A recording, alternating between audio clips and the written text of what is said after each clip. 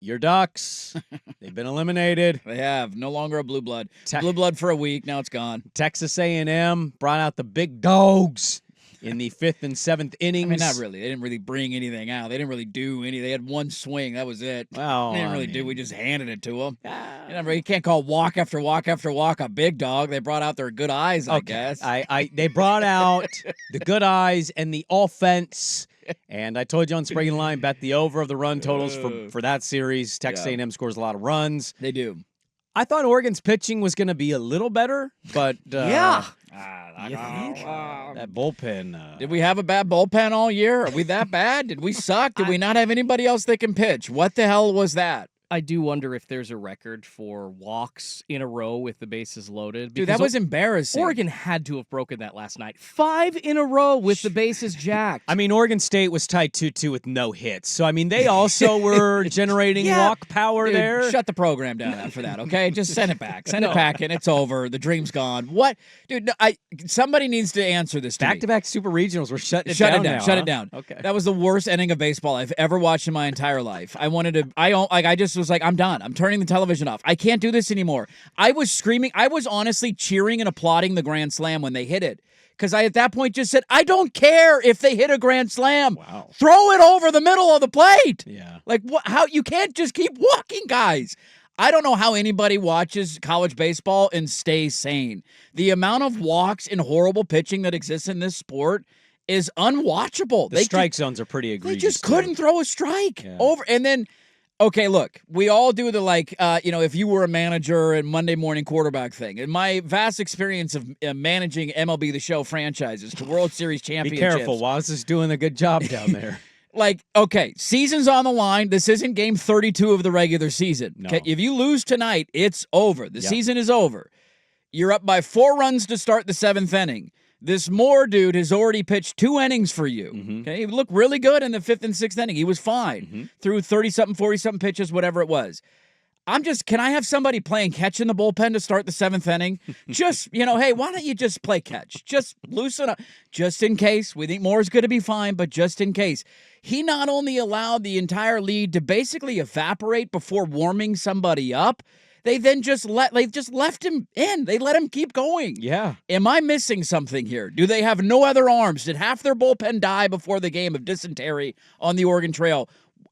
Can anybody make sense of that for me? Yeah, is this a point in the game where you feel like old Mariners teams back in like the late 90s, early 2000s brought their best starting pitcher in a leverage situation in the playoffs, which was Randy Johnson? Does he pitch in that situation? No, but what you do is up by 4, you see the lead evaporating, you bring your best guy in. Yeah. Wazakowski had his hands in his pockets, and I don't understand why. They didn't have anybody warming up. Exactly. It was walk after walk after walk after walk, and I'm like, they kept showing the bullpen, and it's empty.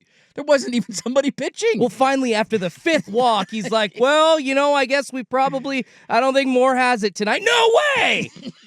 Can I ask both of you a question? That was one of the worst managerial things I've ever seen. Well, that was horrible. I think, I've actually watched more of this than I have in the past. I usually hop onto the Oregon, I follow what Oregon State does, but largely don't follow any of the other regionals or super regionals. And then you get to Omaha and you're like, when's my team playing? And I don't really care about this other team. Yeah. I've put on a decent amount of the super regional and regional stuff in my garage as I'm cleaning, exercising, all that stuff. How much, I guess I would ask you guys, because you've been very honest about who you are as a Duck baseball fan. Yeah. Schultze clearly is a Duck fan. How much of the regular season did you guys watch? None. Zero. 2 games. I didn't watch any. 2. 0. I might have watched 3 innings of one of the middle of the week Oregon State games, and that was about it. I watched that game. You guys are bringing up valid things, but also there has to be somebody else. There has to be another guy. How much of this was operating this way in the regular season and, gave them the success that they had to get to a super regional where he wasn't panicking the way you guys watching for the first How time do you largely. not panic? How do you not? He's Well, walking. He walked like 6 straight No, batters. I tend to agree with that. You can throw a That's just strike. bad. That's bad game management. That's a bad. I that see is your point. terrible game I know nothing about this. I've watched a total of like 26 innings of Oregon baseball. Oregon this was year, okay? ninth, by the way, in Uh-huh. the conference in walks. They This were is an issue for a them all year. notoriously Okay. bad team, giving up a lot of walks. They were When how many in a row is too many in a row to take a pitcher out? I think 3 in a that's- row. I think we after get them out of three, the 3 in a done. row. We get them out. I don't need to see the 4th. I don't need to see the 5th. Like if we just 3 in a row walks. There's a 3-batter minimum in Major League Baseball. I think that's kind of like a rig. Okay, 3's probably enough. God. Oregon also third in hits allowed, so like pretty good at not allowing the hits, just walking guys Just all over. walking guys a Yeah, lot. they actually quite literally became who they mostly were for the Yeah. season. Yeah. Wasn't so much the hitting, more so it was the walking. I remember a couple years ago, I want to say we were in I think it was a regional. I think LSU was in town and they lost the game on like a balk, like a walk-off balk. I'm pretty sure that was a regional. I think that was a Yeah, regional. It was a regional. And then you had the Oral Roberts situation last year where I Yeah. want to say they blew a lead in the 3rd game or pitching was horrible. And then this one where like the game 1 they had a lead. We're not even talking about game 1. They blew a lead in game 1 too. That's true. And then you get to game 2 and you're up 8-3 or whatever it was, 8-4. 8-4, yeah. And you feel like, all right, you're in the bottom of the 7th inning or top of the 7th inning. You're feeling good about where you're at. And that was one of the worst innings of baseball I have ever seen. There is nothing more frustrating than watching if you're giving up hit after hit after hit after hit. There's at least an aspect of like tipping your cap. Like, hey, A&M's a great team. They have a really good lineup. Evidently, Jeff Kent's son plays for them, and he had a grand slam last night. Fun fact, learned that yesterday during the game.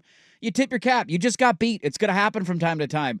When you can't throw strikes, and it's all self-inflicted, they gave up 9 runs in an inning on 2 hits. 9 runs in an inning on 2 hits. It's pretty awful. That's horrible. That's pretty awful. Just throw a strike. Just feed it down the middle of the plate. Like, I couldn't watch any more of it. I turned the game off after that. I do feel like Kentucky's manager was kind of the opposite of this, but I do feel like most managers in these situations, like I mentioned in my favorite things, Shea Sprague of UNC, who's been pretty good for them all year. They let him go a little too long too, and I'm like, yo, are you gonna warm up anybody? This guy's starting to get hit on. Get somebody up. I just feel like college managers are a little more trusting, and they let their guys go a little bit longer, which I think what helps make some of the chaos of college baseball. By the way, like I'm not saying you're glued to this now and you're going to become Duck baseball guy. I don't think you're going to change. No, that'll never happen. But you do kind of get emotionally attached to this when it matters and there's some stakes on the game. Oh, sure, yeah. And that's what drives you crazy about that sport is you're like, anybody do anything about this? Are we gonna change anything? What are we doing? Then I feel weird yelling at the void because I know nothing. I have like no, and it was funny. All the It's kind of responses. fun to yell at the void. It is. All the responses I got on social media from other Duck fans were exactly the same. Of like, do we not have a good bullpen? Like everybody's asking, everybody's watching their 3rd game of the That's year, because nobody went to Duck games. asking the same question of like, do we not have anybody else out there that could throw a strike? I Look, don't you know. guys infinitely love football the most. Men's basketball, track somewhere tied. Women's yeah. basketball right behind it.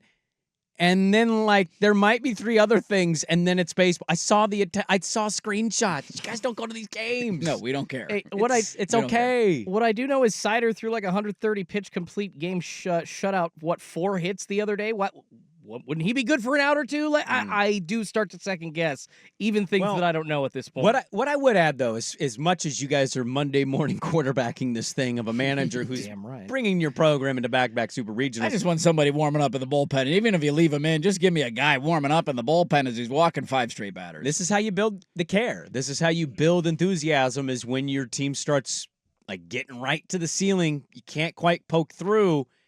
You hope next year he makes those adjustments and maybe you get your first trip back to Omaha in since 54 or whatever the hell it was. Yeah. This is how you get people, not so much my co-host here, but this is how you get some people, maybe a Schultze out there, I don't think it's going to happen. rabid Duck fan to start caring more. I don't think it's going to happen. If they're this good every But year, I you guys appreciate will eventually build up a following that's pretty respectable. Maybe we will. Maybe we will. Well, what else would you be watching?